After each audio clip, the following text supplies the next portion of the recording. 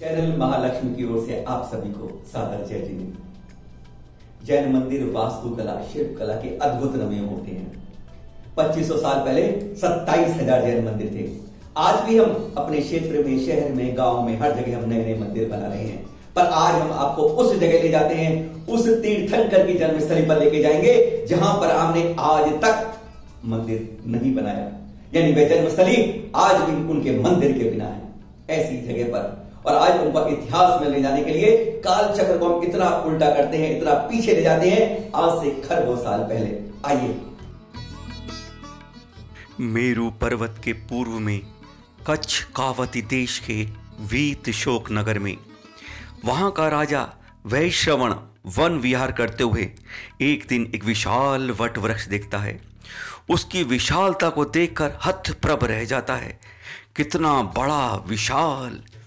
और जब शाम को वह जब वन से लौट रहा होता है तो वहां वह वट वृक्ष नहीं दिखता, वहां जला हुआ ठूंठ दिखता है। बिजली गिरी और उस विशाल वट वृक्ष को मानो नामो निशान ही मिट गया। इतने विशाल वट वृक्ष की यह दिशा, तो मेरा क्या होगा? यहां संसार निसार है, वह बस यही चितवन करने लगा।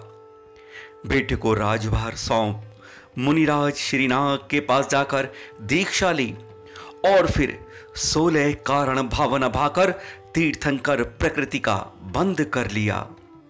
समाधि मरण के बाद चौथे अपराजित नामक अनुत्तर विमान में अहमिंद्र बना।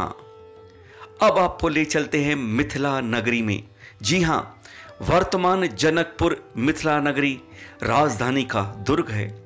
सिमराओं नामक स्थान पर प्राचीन मिथिला नगरी के चिन्ह आज तक मिलते हैं। 3000 वर्ष पुराना चांदी का सिक्का नंदनवन के टीले से मिला है। इसी मिथिला नगरी में जब महाराजा कुंभ की महारानी प्रजावती ने चैत्र शुक्ल प्रतिपदा की रात्रि के अंतिम पहर में 16 स्वप्न देखे, वह संकेत था कि अहमिंद्र का जीव उनके गर्भ में अवतरित हो गया है। फिर मंगसिर शुक्ल एकादशी को तेजस्वी तीर्थंकर बालक का जन्म हुआ और सौधर्म शन इंद्र शची के साथ पूरे दल बल के साथ आता है। शची वहां पर दूसरा बालक लेटाकर जिन बालक को उठाती है, देखते हुए जैसे मंत्र मुग्ध हो जाती है। सौधर्म इंद्र को देती है, जो 1000 सहस्त्र नेत्र बनाकर उसको देखते हुए भी अपनी क्षुधा को खत्म नहीं कर पाता। वह उस जिन बालक को ऐरावत हाथी पर बैठाकर उसे सुमेरु पर्वत पर ले जाता है और फिर वहां विशाल 1008 कलशों से जन्माभिषेक करता है। दाएं पैर की अंगूठी में कलश का चिन्ह देखता है और बालक का नाम रखता है मल्लिनाथ, और उस कलश चिन्ह से उनकी पहचान बन जाती है। तपे सोने के समान रंग और कद 37.5 मीटर, आयु 55,000 वर्ष।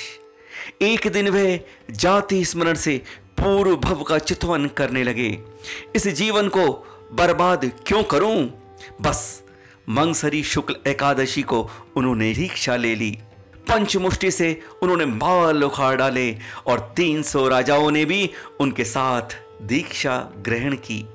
इस तप के तीसरे दिन नंदीसेन राजा ने दूध की खीर का पहला आहार करवाया और यही उनका संभवतः पहला और आखिरी आहार मनुष्यों द्वारा कराया गया, क्योंकि इससे पूर्व उनका सारा भोजन, वस्त्र आदि स्वर्ग से आते थे।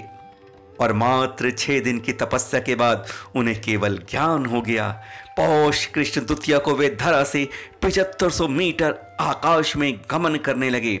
सौधर्म इंद्र ने तुरंत कुबेर को उनका समोशरण रचने की आज्ञा दी, जिसका एक प्रतीक हसनापुर तीर्थ में आज भी बना हुआ है, जहां उनका समूह शरण आया था।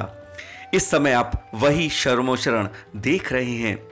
यहीं पर 12 सभाओं के बीच गंधकुटी में रत्नमयी सिंहासन पर 4 अंगरों पर बैठकर उनकी दिव्य ध्वनि खिरी, यानी सारे शरीर सर्वांग से ओंकार की ध्वनि निकली, जो 18 प्रमुख भाषाओं व 700 लघु भाषाओं में रूपांतरित होकर सभी को उनकी भाषा में समझ आने लगी। जब आपकी आयु मात्र 1 माह शेष रह गई तो वह शिखर जी के इसी स्थान पर पहुंचे जिसे आज हम सब संवलकूट के नाम से जानते हैं। वहां उन्होंने 5000 मुनियों के साथ प्रतिमा योग धारण किया और फागुन शुक्ल पंचमी को निर्वाण प्राप्त किया। इसी कूट से अब तक 96 करोड़ मुनि मोक्ष जा चुके हैं। ऐसी पावन कूट जिसके श्रद्धा भावपूर्ण दर्शन से 1 करोड़ प्रशोध उपवास का फल मिलता है। यही है वह मिथिला नगरी। मिथिला नगरी जहां पर 19वें तीर्थंकर मल्लिनाथ और 21वें तीर्थंकर नमीनाथ जी का गर्भ, जन्म, तप, ज्ञान 4 कल्याणक हुए और आज भी वहां पर एक भी मंदिर नहीं है उनके नाम पर बनाया हुआ। यही है वह नगरी विष्णु कुमार मुनि जी के, जिन्होंने अंकपनाचार्य आदि 700 मुनियों पर अवसर दूर किया। उनके गुरु ने यहीं बैठकर ध्यान में लगाया था। त्रिशूलक पुष्पदन को विष्णु कुमार मुनि के पास भेजा था कि तुम्हें चारण रिद्धि है, जाके उपसर्ग दूर करो। यही वह नगरी है जहां पर राजा जनक थे और उनकी सीता माता रानी के बारे में कौन नहीं जानता। इसी मिथिला नगरी में आज तक कोई उनका 19वें और 21वें तीर्थंकर का हमने कोई मंदिर नहीं बनाया।